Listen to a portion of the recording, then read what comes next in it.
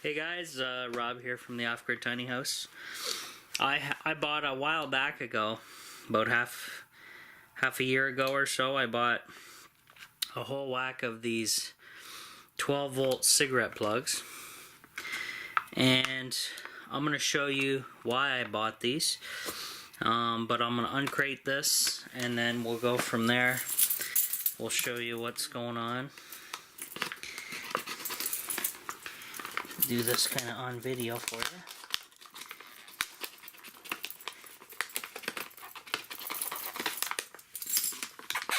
So you get some hardware, some screws, and then the plug, and it actually comes with a cover.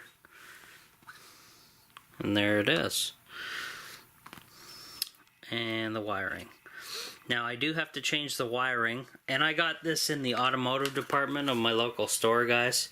You should be able to find something similar. It looks like this, and you just plug in your 12-volt device there. So first, these terminals I do not need, so I'm gonna get rid of those and strip the insulation off.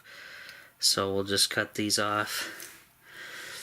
Negative first, not that it matters any order or anything like that. There's that one, and we'll cut this guy off because I don't need those terminals for what I'm doing for this setup. This was more made for automotive, I guess, so it hooks up easily to your car's wiring. So normally you do this with wire strippers, but I'm just gonna do it with wire cutters. So I just need a tiny bit of this. There's no wire strippers on this thing, just a knife. So I'm gonna just take this thing. Hopefully you guys can see. Move some stuff out of the focus here. So just take your wire stripper, side cutter actually this is called, and just slowly work at the insulation, and then eventually you'll have a nice score on there. Whoops, you're not even on camera.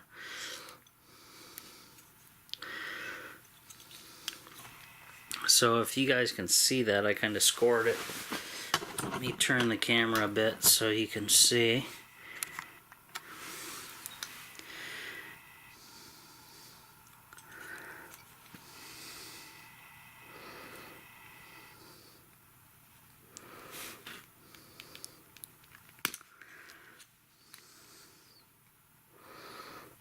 You can do this with a knife as well, obviously, but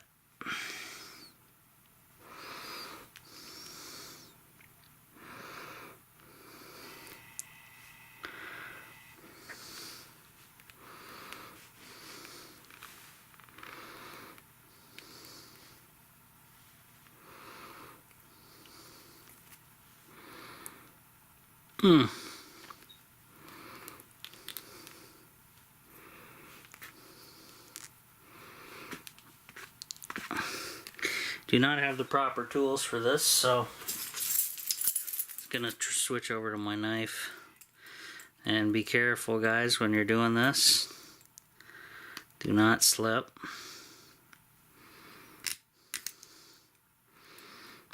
I'm just doing this because it'll give it a better score line, and then I can pull that insulation off of there, hopefully.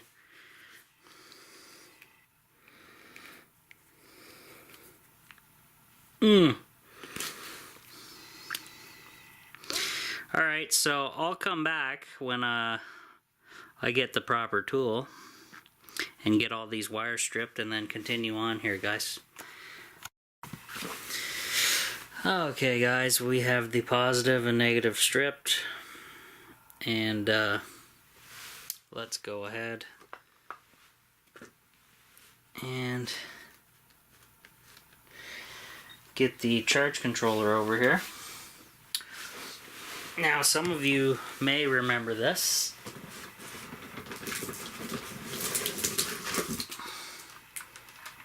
This is the charge controller that this guy right here that I wired up. So what I'm gonna do is bring this guy over to the camera a little bit better. There we go. And right here, I had Pierre ask, what is this? There's 2 empty terminals left over here, guys. So, the first one is your solar, second one's your battery, and the last one is your load. So what I'm going to do is I'm going to make sure this is open, both terminals, because I'm going to hook up that 12 volt cigarette plug that I just stripped the wires off of. And I'll tell you why in a minute.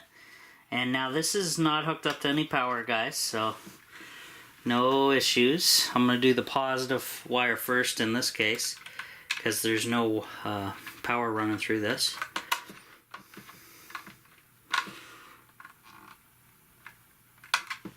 We'll do the negative.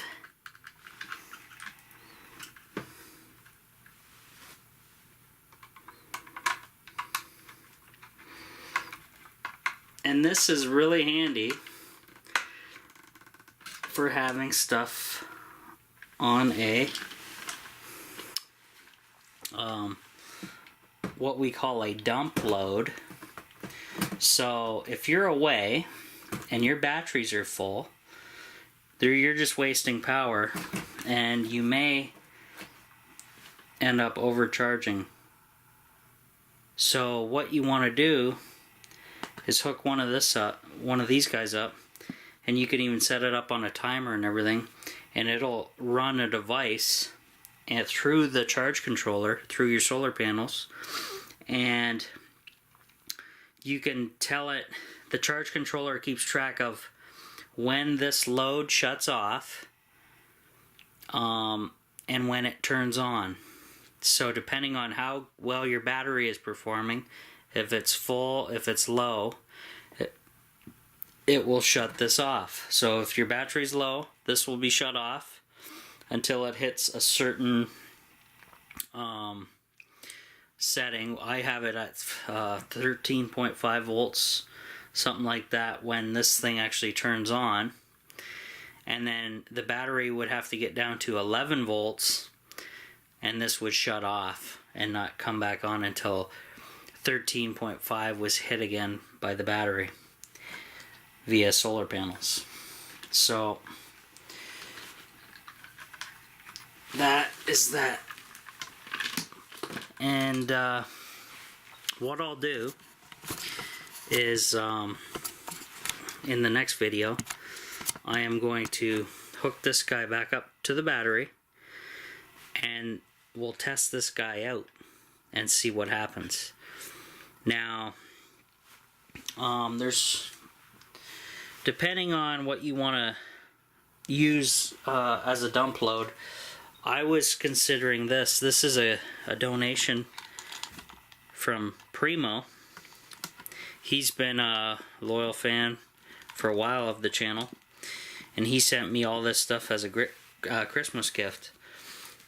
And this is the light that I actually spent the first, when I slept over in the tiny house during a blizzard. This was my only heat source, believe it or not. I took this under the covers with me, had it hooked up to a little power pack that he also gave me. And this light, if you look at this LED, you see how it's has heavy venting here? This thing actually throws off a decent amount of heat. And this is what got me by in my blizzard overnight, shit hit the fan scenario in the tiny house. I didn't have heat and I didn't have power other than the little power pack. This thing got me by, kept me warm under the covers in a blizzard. So I was thinking when I get a little there's a little cigarette, you see them everywhere now. They plug in here and there's a little USB 12 volt plug that plugs into these cigarette lighters. So I was going to plug this guy into that and leave this light on, and that will be a dump load and also give me lighting. So it'll give me lighting, it'll throw off a little bit of heat, and it's a dump load for the battery. So that's what the plan is. So when I get around to finding my 12 volt plug-in for this, I will do the next video. Plug this in, hook it up to the battery, show you all the display, and see how good of a dump load this is. So that's it for now, guys.